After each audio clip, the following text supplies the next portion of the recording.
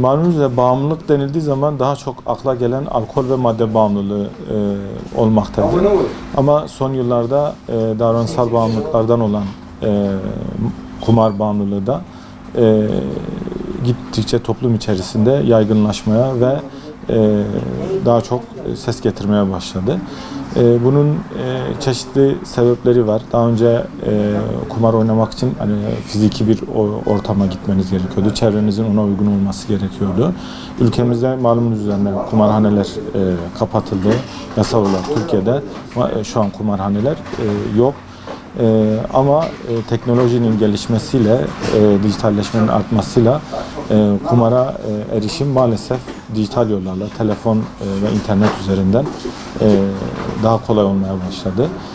Bu nedenden dolayı kumar bağımlılığı gitgide artmaya başladı. Aynı zamanda diğer bağımlılık türü bireyde varsa o da yani kumar bağımlılığına daha rahat kişinin ulaşmasına neden oluyor.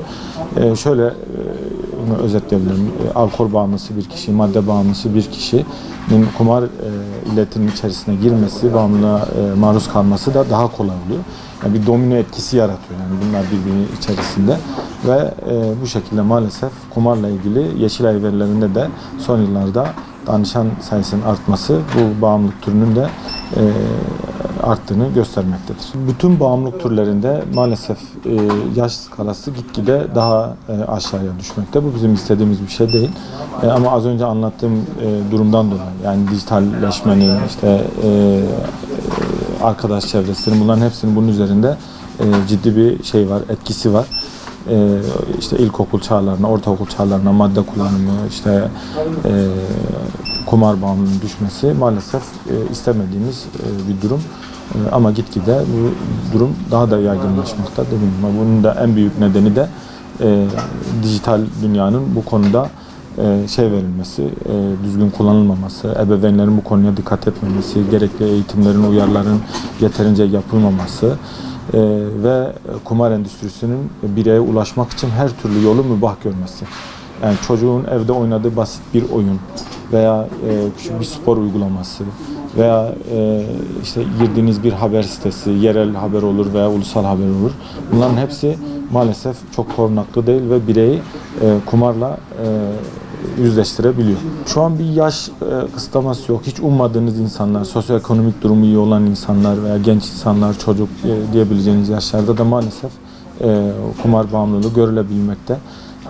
Kadınlarda özellikle zamanını doğru bir şekilde değerlendiremeyen insanlarda, yani yaş kısıtlamasından ziyade zamanını doğru planlayamayan insanlarda kumar bağımlılığıyla ilgili ciddi maruzat görebiliyoruz.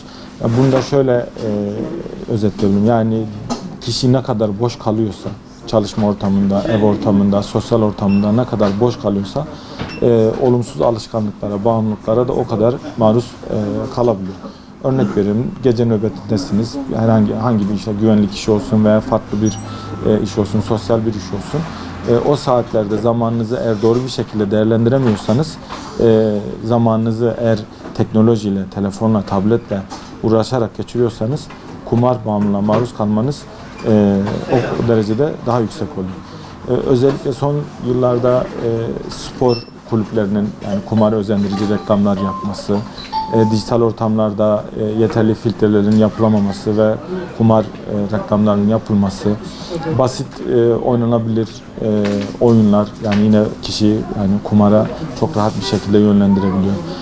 Yani bir kereden bir şey olmaz dememek gerekiyor. Yani basit bir yazı tura oyunu, basit işte bir şeker oyunları dediğimiz oyunlar veya balon oyunları dediğimiz oyunlar kişiyi kumara çok rahat bir şekilde yönlendirebiliyor. Aynı zamanda da çok hızlı bir şekilde basit yoldan zengin olma arzusu ya da zenginliğini daha çok artırma arzusu da kişiyi kumar bağımlılığına yönlendirebiliyor. Tabii en başta hani devletin yapması gereken konu dijital filtre dediğimiz yani kişilerin hangi yaştan sonra sosyal medyayı veya interneti kullanabileceğinin sınırlarının belirlenmesi. Devlette de bu konuda son zamanlarda çeşitli çalışmaların yapıldığı duyulmakta. Özellikle Aile Bakanlığı'nın sosyal medya kullanımına bir yaş sınırlaması getirmesi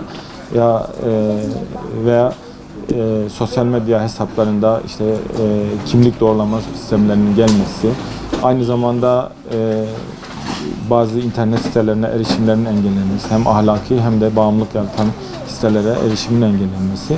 Tabii bunlar çok rahat kırılabiliyor. İşte çeşitli programlarla bu engeller ortadan kaldırılabiliyor. Yani devlet de bir yere kadar etkili olabiliyor. Ondan sonra kişi kendini korumasını, ailesini korumasını, toplumu koruması açısından bu tür şeylere kendisinde önlem alması gerekiyor. Yani çok ciddi bir tehlike kumar bağımlılığı. Bunu böyle önemsememiz gerekiyor, üzerinde durmamız gerekiyor. Nasıl işte daha önce okullarda tanımadığınız kişilerden bir şey almayın, onlarla beraber bir yere gitmeyin, işte size bir şey ikram ettiği zaman bunu reddedin diye çocuklarımızı uyarıyorsak, kumar bağımlılığıyla ilgili de ebeveynlerin çocukları ve gençler üzerinde bir kontrolünün olması gerekiyor. Kişilerin kendi üzerinde kontrolü olması gerekiyor. Biliyorsunuz hem dinimizce de hem toplumumuzda, örfümüzde yani kumar hoş görülmeyen bir davranış. Bunlardan uzak durmamız ve çevremizde bu konuda uyarmamız gerekiyor. Sizlerin aracılığıyla da yani bu duyarlılığınıza da ben teşekkür ediyorum. Okuyucularınıza, izleyicilerinize Mardin Yeşilay ailesi olarak seslenmek istiyorum. Kumar bağımlılığı çok ciddi bir tehlike. Bu konuda bütün bireylerin uyanık olması ve gerekli tedbirleri alması gerekiyor.